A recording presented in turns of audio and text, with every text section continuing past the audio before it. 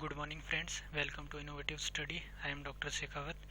Today we will discuss about banking. ये banking बहुत important है। ये IBPS अभी एग्ज़ाम आने वाले हैं, जो IBPS PO का, IBPS क्लर्क का, उन सब में इंपॉर्टेंट है और इंटरव्यू में भी ये बहुत ज़रूरी है और SBI वगैरह हर बैंक के एग्ज़ाम में ये बहुत ही इंपॉर्टेंट है। So let's begin. RBI stands for reserve bank of India. ये इंडिया का सबसे ऊंचा बैंक है, ठीक है। और ये बैंकों का भी बैंक है। इससे कोई नॉर्मल सिटीज़न, जो जनरल सिटीज़न होता है, वो इससे लेन देन नहीं कर सकता है। इससे सिर्फ बैंक ही लेन देन कर सकता है। अब इसकी इस्टेब्लिशमेंट की बात कर लेते हैं। ये इस्टेब्लिश हुआ था 1 अप्रैल 1935 को और ये नेशनलाइज्ड हुआ था 1 जनवरी 1949 को।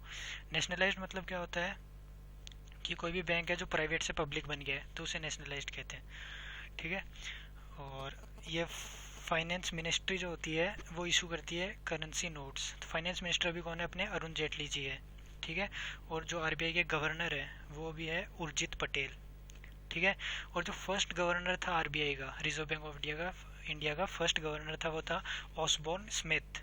और फर्स्ट इंडियन जो गवर्नर थे वो थे CD देशमुख, चिंता द्वारकानाथ देशमुख, ठीक है फ्रेंड्स, CD देशमुख।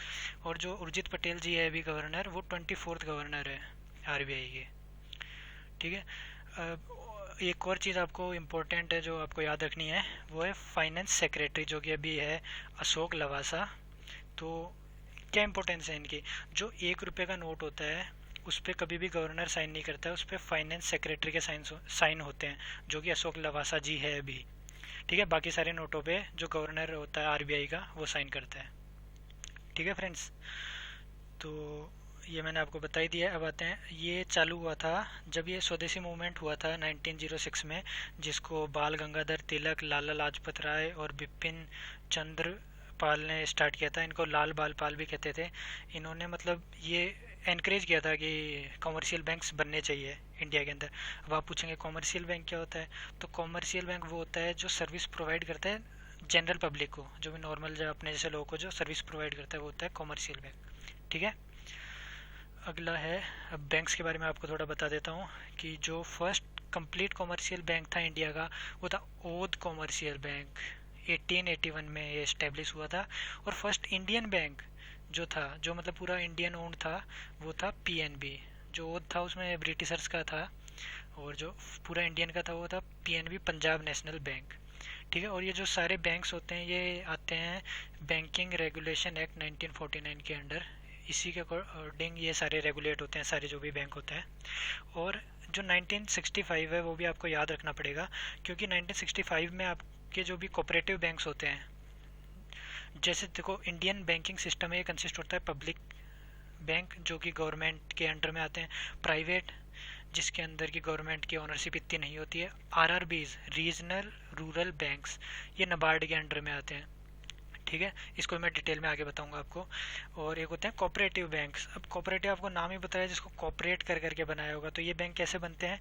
जैसे कोई भी थोड़े से लोग हैं, कोई भी लोग हैं, उन्होंने मिलके एक छोटा सा फाइनेंस सिस्टम बनाया है, जिसके थ्रू वो मेंबर्स भी वो खुद है, ठीक है, उसके ओनर भी वो खुद है और उसके कस्टमर भी वो खुद है। उनको जैसी ज़रूरत पड़ती है तो वो लोन ले लेते हैं उसमें से।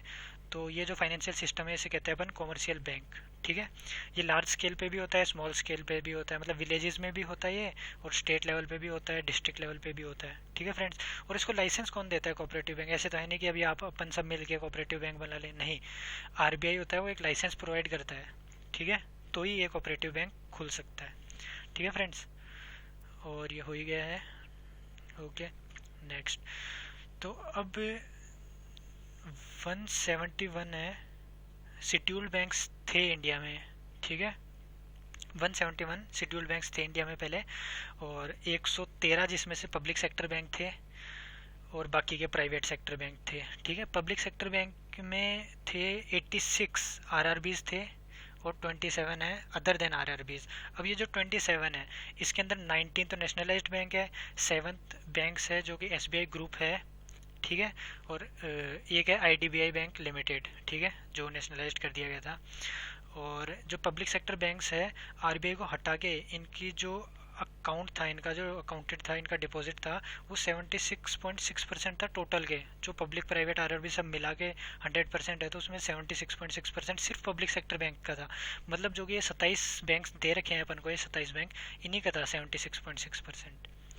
ठीक है फ्रेंड्स, अब आरआरबी के बारे में आपको मैं बताता हूँ। आरआरबी होता है रीजनल रूरल बैंक। ठीक है, इसके अंदर क्या होता है, 50% होता है वो तो गवर्नमेंट का होता है। ठीक है, मतलब सेंट्रल लेवल का 50% होता है, सेंट्रल लेवल का 15% होता है स्टेट लेवल का। ठीक है फ्रेंड्स, रुको मैं लिख देता हूँ ऐसे आप।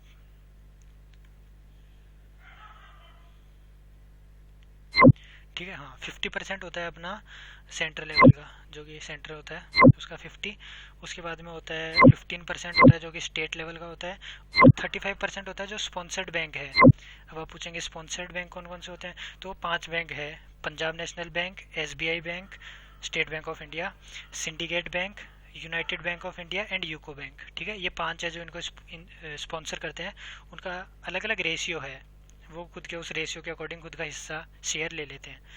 ठीक है, और ये जो 27 बैंक में आपको बताया 19 नेशनलाइज्ड बैंक है, ये 19 नेशनलाइज्ड बैंक है। अभी मैं प्रेजेंट की बात करूँ तो 27 नेशनलाइज्ड बैंक है, जिनमें एक तो एसबीआई है और उसके 5 एसोसिएट्स है। 5 एसोसिएट कौन कौन से हैं, state bank of Bikaner and Jaipur, state bank of Hyderabad, state bank of Mysore, state bank of Patiala and state bank of Travancore. ठीक है, और ये यहाँ पे 7 लिखा हुआ है, 7 इसलिए लिखा है क्योंकि बीकानेर और जयपुर मिल चुके हैं।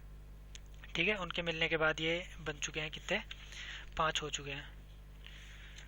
ठीक है फ्रेंड्स, और एक और मर्जर हुआ था जो स्टेट बैंक ऑफ सौराष्ट्र और स्टेट बैंक ऑफ इंदौर के बीच में हुआ था, इसके बाद में 5 ही रह गए हैं। ठीक है, तो 5 ये 19 नेशनलाइज्ड बैंक जो कि इलाहाबाद बैंक है, आंध्रा बैंक है, bank of Maharashtra, bank of Baroda है, कॉरपोरेशन बैंक है, देना बैंक है, इंडियन बैंक है, पीएनबी है, इलाहाबाद बैंक है, एसेक्ट्रा एसेक्ट्रा। ये टोटल 19 है। एक एसबीआई खुद हो गया, एक हो जाएगा आईडीबीआई बैंक और भारतीय महिला बैंक। ठीक है, ये टोटल 27 हो चुके हैं। ठीक है, SBI plus 5 associate plus 19 nationalised और 2 हो गए आईडीबीआई और भारतीय महिला बैंक। ठीक है फ्रेंड्स, अब आगे है इंपीरियल बैंक ऑफ इंडिया। जो एसबीआई बैंक है ये पहले इंपीरियल बैंक ऑफ इंडिया के नाम से था। ये सबसे लार्जेस्ट बैंक था और ये 1921 में बना था, 1921 में, और ये 3 प्रेसिडेंसी बैंक मिलके इसको बनाया गया था, इसलिए ये सबसे बड़ा था। और ये नेशनलाइज्ड हुआ था 1955 में। ठीक है, और ये किसके रिकमेंडेशन पे हुआ था, ये हुआ था गोरेवाला कमेटी के रिकमेंडेशन पे, और इसका नाम पड़ गया था एसबीआई।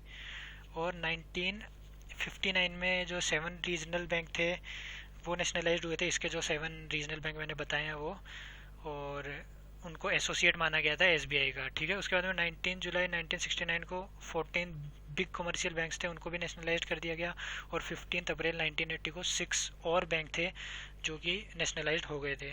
ठीक है, तो इनको मिला के 15 अप्रैल 1980 में 28 नेशनलाइज्ड बैंक थे, और उसके बाद में 1990 के अप्रोक्स 1990 में न्यू बैंक ऑफ इंडिया और पंजाब नेशनल बैंक का मर्ज हो गया था। उसके बाद 27 ही नेशनलाइज्ड बैंक रह गए थे।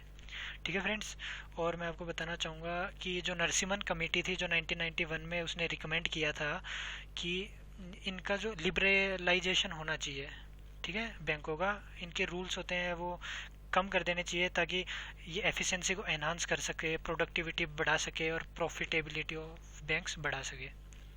ठीक है फ्रेंड्स, तो ये था आपका बैंकिंग नॉर्मली। अगर आपको वीडियो पसंद आया है तो प्लीज़ सब्सक्राइब करें, और मुझे कमेंट में लिख के ज़रूर बताएं कि क्या कमियां रही वीडियो में या क्या अच्छा लगा आपको, ताकि मैं और वीडियो बनाऊं। I hope you enjoyed it. Thank you so much.